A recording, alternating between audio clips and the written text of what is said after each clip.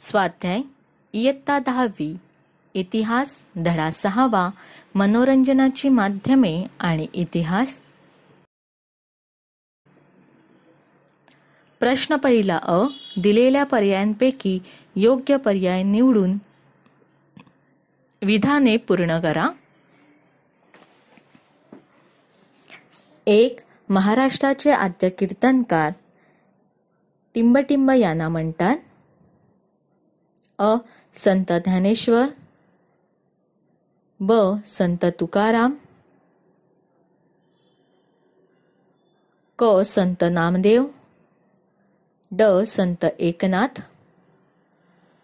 उत्तर आहे संत नामदेव. 2. बाबूराव पेंटर यांनी टिंबटिंब हा चित्रपट काढला. अ. पुंडलिक. ब. राजा हरिश्चंद्र. क. सैरंध्री. ड. बाजीराव मस्तानी. उत्तर आहे सैरंध्री.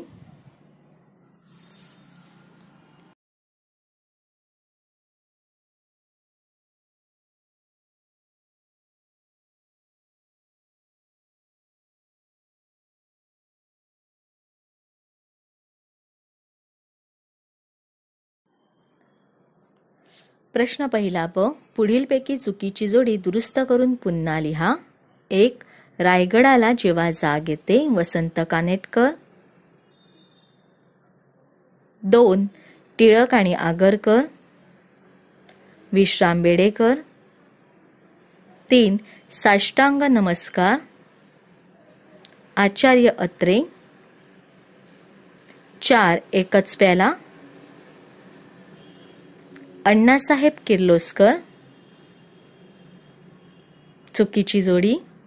एकच प्याला अण्णासाहेब किर्लोस्कर.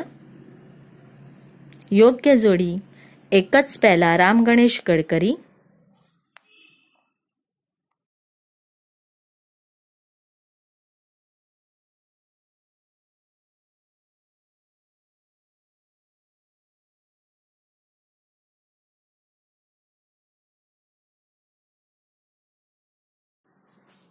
प्रश्न दुसरा पुढील तक्ता पूर्ण करा.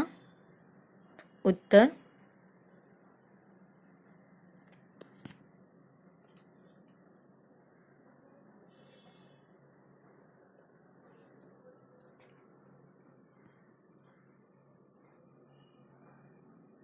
भजन, कीर्तन, लळित, भारूड. गुणवैशिष्ट्ये. 1. टाळ, मृदुंग किंवा पंखवाज इत्यादी वाद्यांची साथ भजनासाठी असते. 2. भजनाचे चक्री भजन आणि सोंगी भजन हे 2 प्रकार आहेत. 3. संत तुकडोजी महाराज यांनी खंजिरी भजन लोकप्रिय केले. कीर्तन. 1. कीर्तन करणाऱ्यास पोशाख, विद्वत्ता, वक्तृत्व, गायन, वादन, नृत्य, विनोद याकडे लक्ष द्यावे लागते. 2. कीर्तनकारांच्या अंगी बहुश्रुतता असावी लागते. 3. कीर्तन मंदिरात किंवा मंदिराच्या परिसरात केले जाते. लळित. 1. महाराष्ट्रातील मनोरंजनाचा एक जुना प्रकार म्हणजे लळित. 2. कोकण आणि गोवा भागात याचे खूप महत्त्व आहे. 3. नाट्यप्रवेशाप्रमाणे लळित सादर केले जाते. भारूड. भारूड हे आध्यात्मिक व नैतिक शिकवण देणारे मराठीतील रूपकात्मक गीत होय. 2. पथनाट्याप्रमाणे भारूड प्रयोगशील असते. 3. लोकशिक्षण हा मुख्य उद्देश.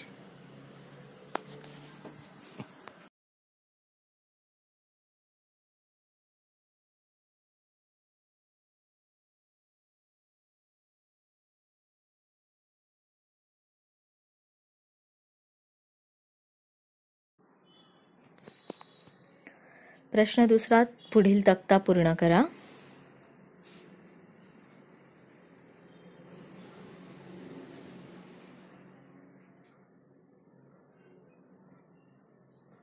भजन, कीर्तन, ललित, भारुड. गुणवैशिष्ट्ये. 4 वारकरी संप्रदायाने नामस्मरणाचा प्रकार म्हणून भजनास वैभव प्राप्त करून दिले. कीर्तन, कीर्तनाच्या नारदीय अथवा हरिदासी आणि वारकरी या 2 मुख्य परंपरा आहेत.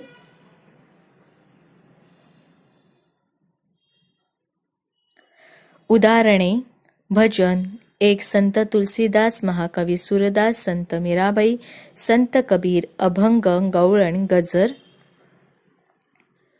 कीर्तन 1. आद्यप्रवर्तक नारद मुनी, संत नामदेव, दत्तोपंत पटवर्धन, गाडगे महाराज, बाबा महाराज, सातारकर, इंदुरकर कीर्तन, तुकोबा कीर्तन, रामराव महाराज, ढोक कीर्तन. ललित 1. कृष्ण व रामकथा, भक्तांच्या कथा. 1.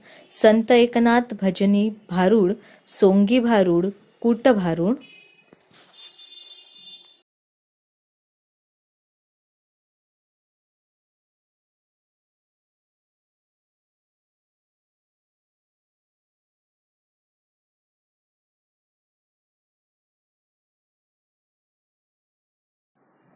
प्रश्न 3 टिपा लिहा.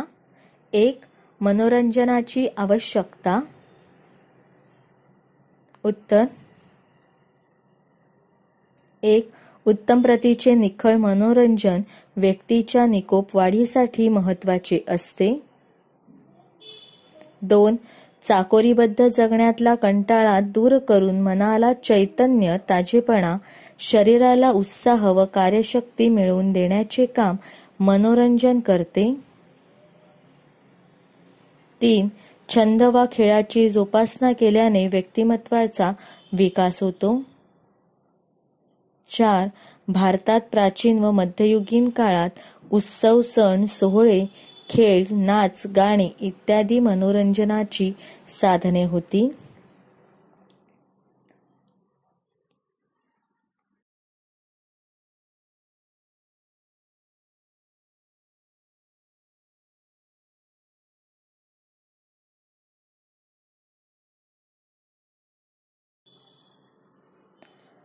प्रश्न 3 टिपा लिहा. 2. मराठी रंगभूमी.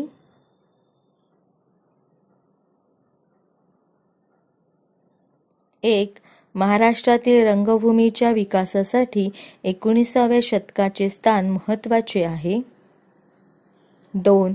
विष्णुदास भावे मराठी रंगभूमीचे जनक म्हणून ओळखले जातात. सीता स्वयंवर हे त्यांनी रंगभूमीवर आणलेले पहिले नाटक होय. 3. विष्णुदास भाव्यांनी लिहिलेल्या नाटकानंतर महाराष्ट्रात ऐतिहासिक, पौराणिक नाटकांबरोबरच हलक्या फुलक्या पद्धतीची प्रहसन प्रकारातील नाटकेही रंगभूमीवर आली. त्यामध्ये विनोदी पद्धतीने सामाजिक विषय सादर केले जातात. 4. 19व्या शतकाच्या अखेरच्या पर्वात उत्तर हिंदुस्थानातील संगीत महाराष्ट्रात रुजवण्याचे काम बाळकृष्णबुवा इचलकरंजीकर यांनी केले. 5. संगीत शाकुंतल, मूकनायक, संगीत मानापमान, एकच प्याला ही नाटके मराठी रंगभूमीच्या इतिहासात महत्त्वाची आहेत. 6. मराठी रंगभूमीच्या पडत्या काळात आचार्य अत्रे यांच्या साष्टांग नमस्कार, उद्याचा संसार, घराबाहेर यासारख्या लोकप्रिय नाटकांनी रंगभूमीला सावरण्यास मदत केली.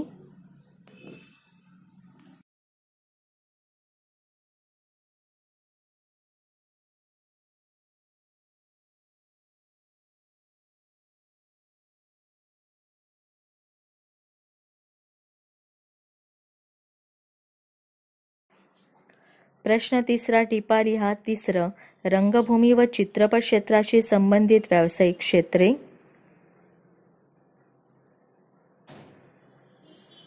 1. रंगभूमी आणि चित्रपट क्षेत्रामध्ये इतिहासाच्या विद्यार्थ्यांना अनेक संधी उपलब्ध आहेत.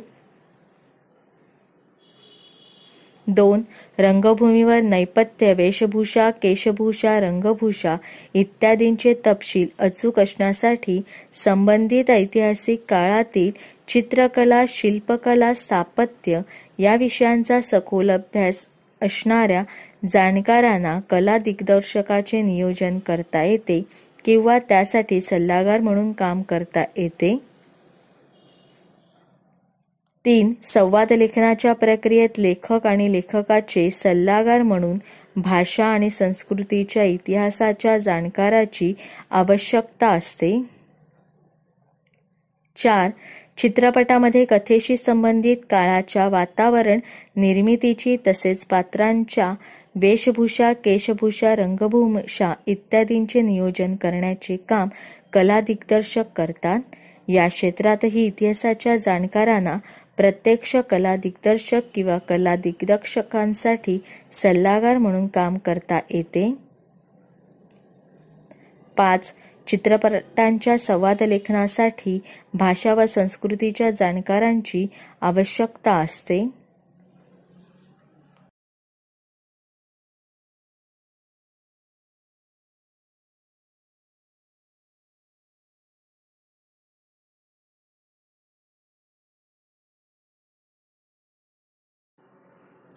प्रश्न 4. पुढील विधाने सकारण स्पष्ट करा.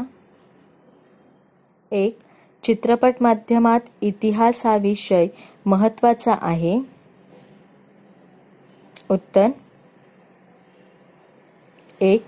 चित्रपट माध्यमात संबंधित ऐतिहासिक काळातील चित्रकला, शिल्पकला, स्थापत्य या विषयांचा सखोल अभ्यास करून जाणकार कला दिग्दर्शकाचे नियोजन करतात. 2. संवाद लेखनात भाषा आणि संस्कृतीच्या इतिहासाची जाण आवश्यक असते. 3. चित्रपटांमध्ये कथेशी संबंधित काळाच्या वातावरण निर्मितीची तसेच पात्रांच्या वेशभूषा, केशभूषा, रंगभूषा इत्यादींचे नियोजन करण्यासाठी इतिहास हा विषय महत्त्वाचा आहे.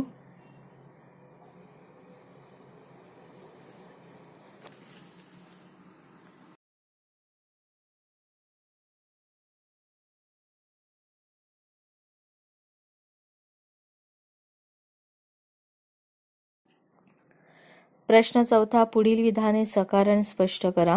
2. संत एकनाथांची भारुडे लोकप्रिय झाली. उत्तर. 1. आध्यात्मिक व नैतिक शिकवण देणारे मराठीतील रूपकात्मक गीत म्हणजे भारुड होय.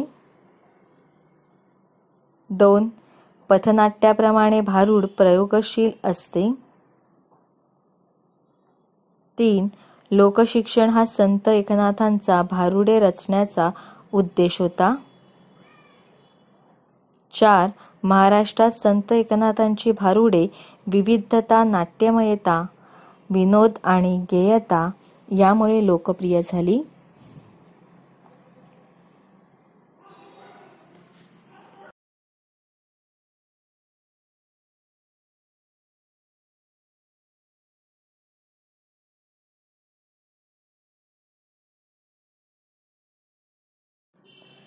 प्रश्न 5. पुढील प्रश्नांची 25 ते 30 शब्दात उत्तरे लिहा. 1. भारतीय चित्रपटसृष्टीची जननी अशी महाराष्ट्राची ख्याती का आहे? उत्तर. 1. चित्रपट हे कलात्मकता व तंत्रज्ञान यांचा संगम असलेले माध्यम आहे. 2. भारतात पहिला पूर्ण लांबीचा चित्रपट तयार करण्याचा आणि प्रदर्शित करण्याचा मान महाराष्ट्राकडे जातो. 3. भारतीय चित्रपटाच्या विकासात मदनराव माधवराव पितळे, कल्याणचे पटवर्धन कुटुंबीय आणि हरिश्चंद्र सखाराम भाटवडेकर उर्फ सावेदादा यांचे योगदान आहे. 4. गोपाळ रामचंद्र तथा दादासाहेब तोरणे आणि up Karandikar, S.N. Patankar, V.P. Diwekar यांनी परदेशी तंत्रज्ञानाचे सहाय्य घेऊन पुंडलिक हा कथापट 1912 मध्ये मुंबईत दाखवला. 5 सन 1913 मध्ये दादासाहेब फाळके यांनी स्वतः दिग्दर्शित केलेला सर्व प्रक्रिया भारतात पूर्ण केलेला राजा हरिश्चंद्र हा चित्रपट मुंबई येथे प्रदर्शित झाला. 6 चित्रपट निर्मितीची मोलाची कामगिरी बजावणाऱ्या महाराष्ट्राची ख्याती भारतीय चित्रपटसृष्टीची जननी अशी आहे.